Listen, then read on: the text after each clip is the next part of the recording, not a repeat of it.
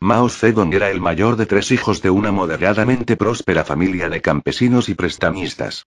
Nació en la aldea de Shaosan en la región de Xiangtan, provincia de Hunan.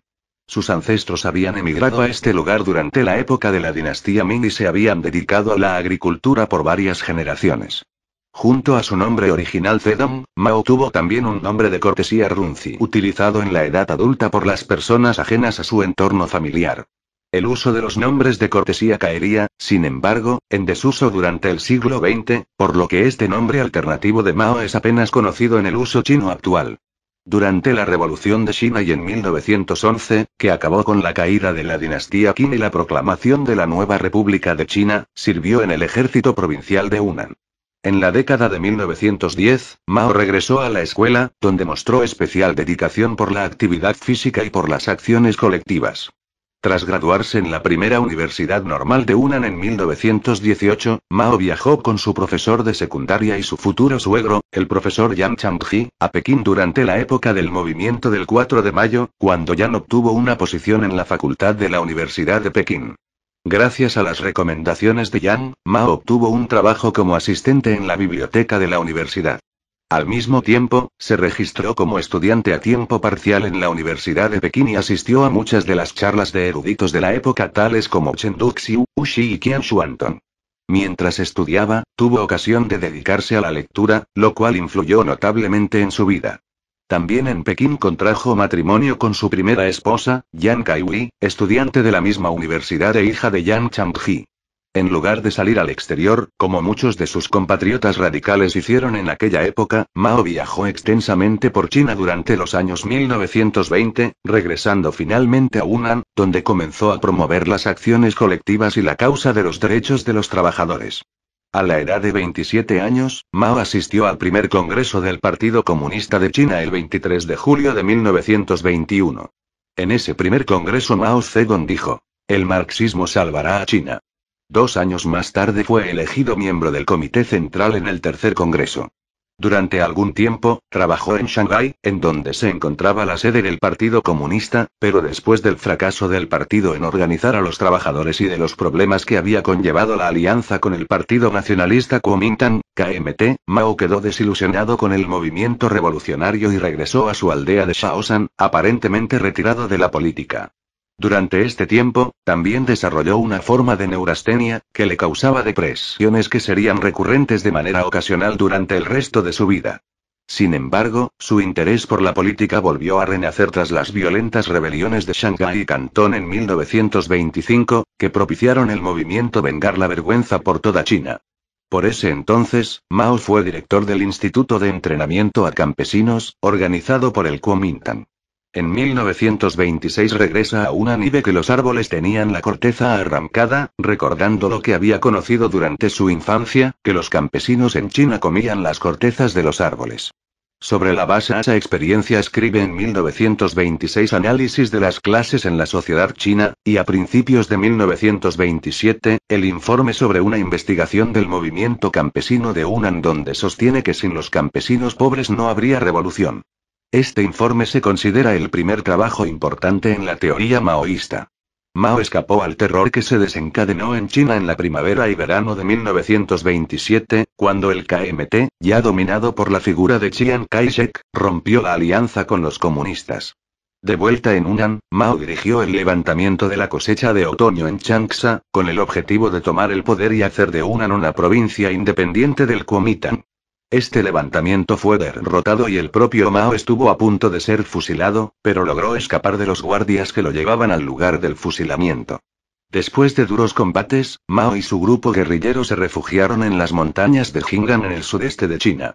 Tiempo después se les unirían las tropas de Zhu De y de Zhou Enlai, quienes también venían huyendo de la ofensiva del KMT, y crearían la primera base revolucionaria en esa región, el embrión de un nuevo estado, la República Soviética de China, a veces llamada simplemente Soviet de Jiangxi, de la cual fue elegido presidente. Fue durante este período cuando Mao se casó con Ezizen, después de que su primera esposa, Yang Kaihui, hubiera sido asesinada por las fuerzas del KMT. Mao, con la ayuda de Zhu De, ensambló un modesto pero efectivo ejército de guerrilla, llevó a cabo reformas en el ámbito rural y proveyó de refugio a los comunistas que huían de las purgas que se llevaban a cabo en las ciudades. El Partido Comunista volvió a crecer, el Ejército Rojo por esa época contaba con unos 60.000 hombres. Bajo la creciente presión del KMT, que estrechaba su cerco en torno a las fuerzas comunistas, surgió una lucha entre los dirigentes de estas por tomar el poder. Mao fue destituido de su importante posición y reemplazado por otros dirigentes, como Zhou Enlai, más afines a la línea marcada por la Internacional Comunista. Al grupo que dirigía el partido en estos momentos, liderado por Wang Ming y Bo Du, se le conoció como los 28 bolcheviques. Chiang Kai-shek, que había afianzado su poder en Nankín, la capital de la República de China, estaba determinado a acabar con el movimiento comunista. El Kuomintang lanzó 5 campañas de cerco y aniquilamiento entre 1931 y 1934 sobre los comunistas pertrechados en esa base fronteriza. Las 4 primeras fueron rechazadas por el Ejército Rojo, con el apoyo de la población, aplicando la táctica militar de la Guerra Popular de Guerrillas. Para Mao Zedong la revolución china tuvo un principio básico. La guerra campesina, con la táctica de atraer al enemigo a las bases rojas y aplicar los principios de la guerra de guerrillas, que Mao resumía diciendo: cuando el enemigo avanza retrocedemos, cuando el enemigo acampa lo hostigamos, cuando no quiere pelear lo atacamos y cuando huye lo perseguimos. Con esta táctica mantuvieron las bases de apoyo y el Ejército Rojo se pertrechó de armas y municiones del Kuomintang. En octubre de 1934, el ejército del Kuomintang avanzó con 1 millón de hombres hacia las zonas controladas por los comunistas en el Soviet de Jiangxi, en la quinta campaña de cerco y aniquilamiento. En la dirección del Partido Comunista, la línea de Mao quedó en minoría y fue acusado de derechista. Se impulsó, contra las opiniones de Mao y de Zhu De, una guerra de posiciones, de ejército contra ejército.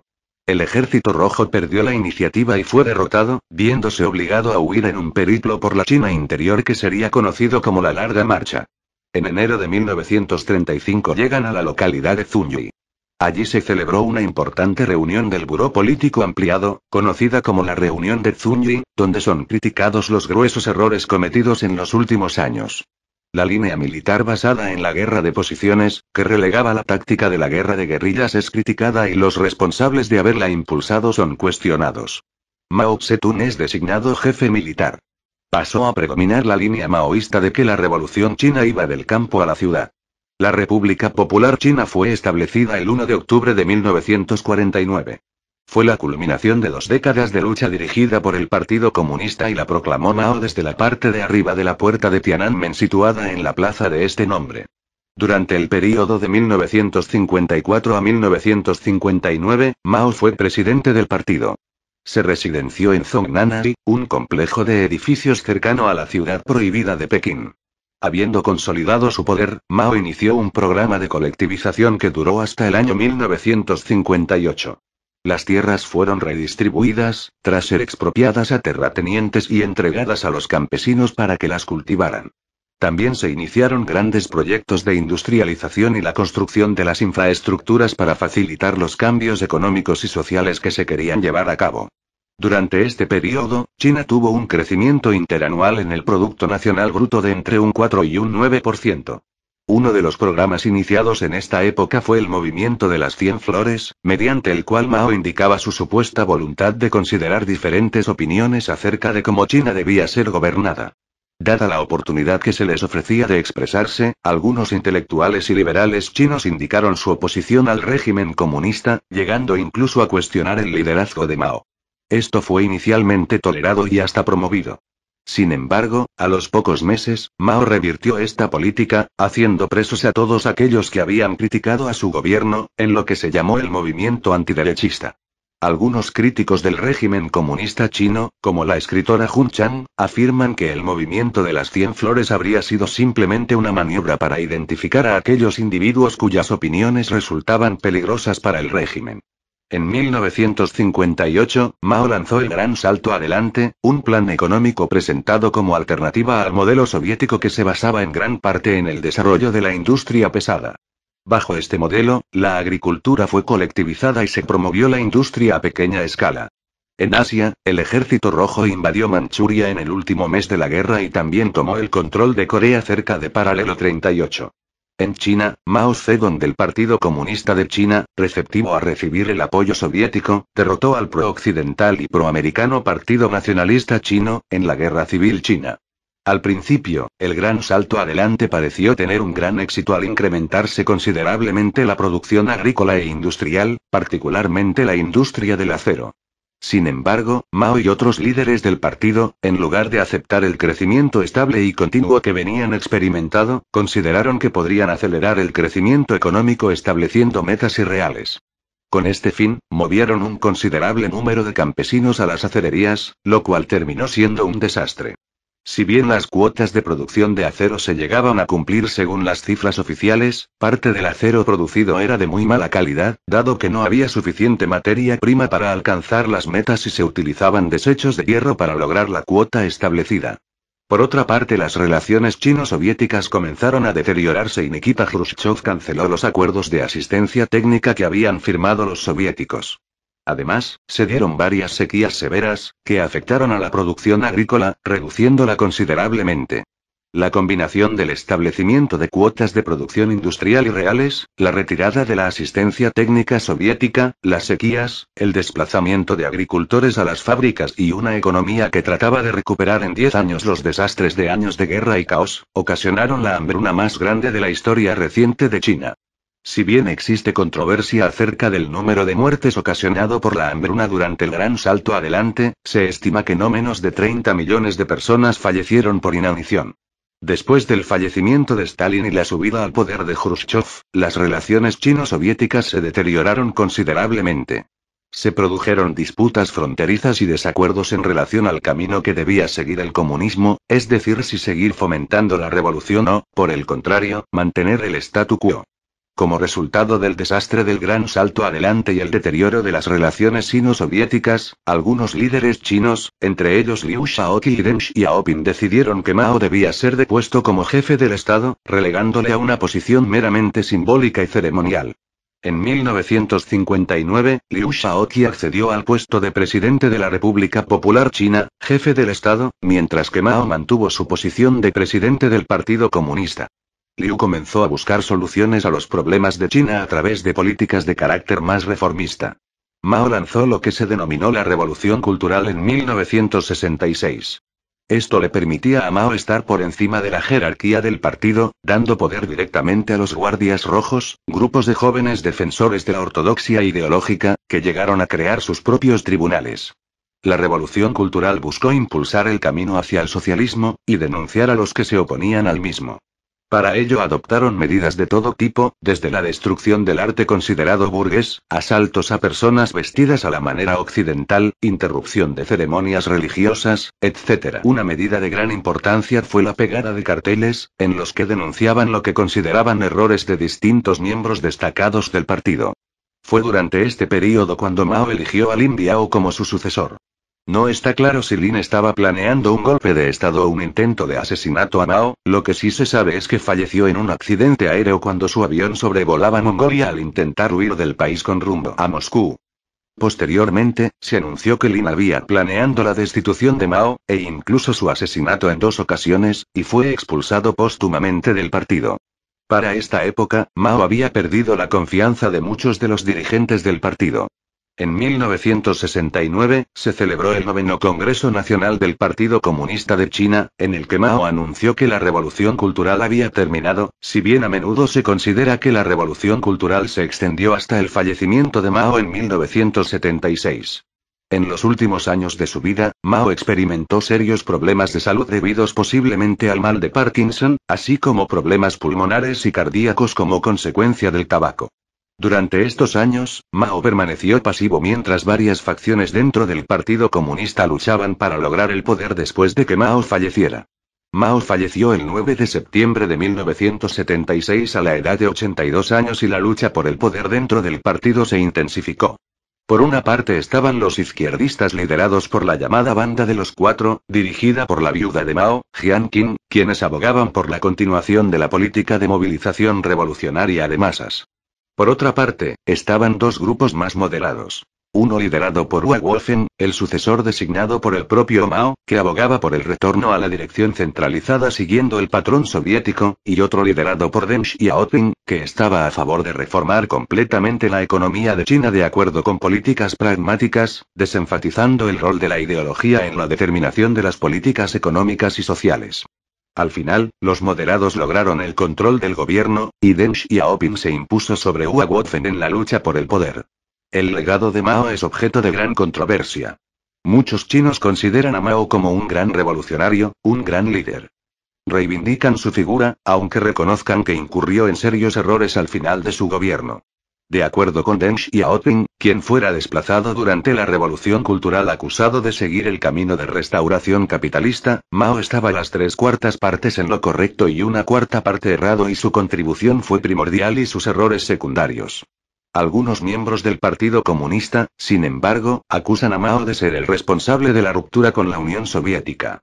También se le critica el no haber adoptado políticas relacionadas con el control de la natalidad, las cuales fueron desarrolladas posteriormente por sus sucesores cuando establecieron una serie de incentivos y programas a fin de lograr que las familias chinas solo tuvieran un hijo. Los críticos de Mao, sin embargo, afirman que logró éxitos de gran importancia. Por ejemplo, antes de 1949 el índice de analfabetismo era del 80% y el promedio de vida de la población era meramente 35 años.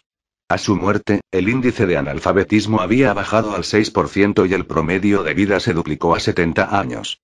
La población de China durante el período de Mao aumentó en 57% llegando a 700 millones comparado con la cifra de 400 millones que había permanecido constante entre las guerras del opio y la guerra civil china. También dicen sus seguidores que bajo Mao China se deshizo de un siglo de humillaciones a las que le sometieron las potencias occidentales y surgió como una gran potencia mundial. También afirman que Mao logró la industrialización del país y aseguró la soberanía de China bajo su mando. Se dice también que Mao terminó con el régimen corrupto del Kuomintang. Los oponentes a Mao indican que los logros en la erradicación del analfabetismo y las expectativas de vida, también fueron alcanzadas por el régimen del Kuomintang en Taiwán. Algunos de estos logros se obtuvieron debido a que el país no estuvo en guerra durante ese periodo y por tanto pudo dedicarle recursos al mejoramiento de la población.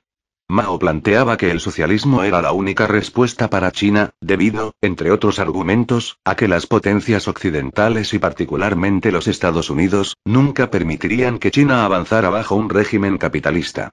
De hecho, esta teoría no estaba lejos de la realidad, por cuanto Estados Unidos mantuvo un embargo comercial a la República Popular China que duró hasta 1972, cuando Richard Nixon decidió que China constituía una potencia que debía ser considerada favorablemente en la Guerra Fría con la Unión Soviética.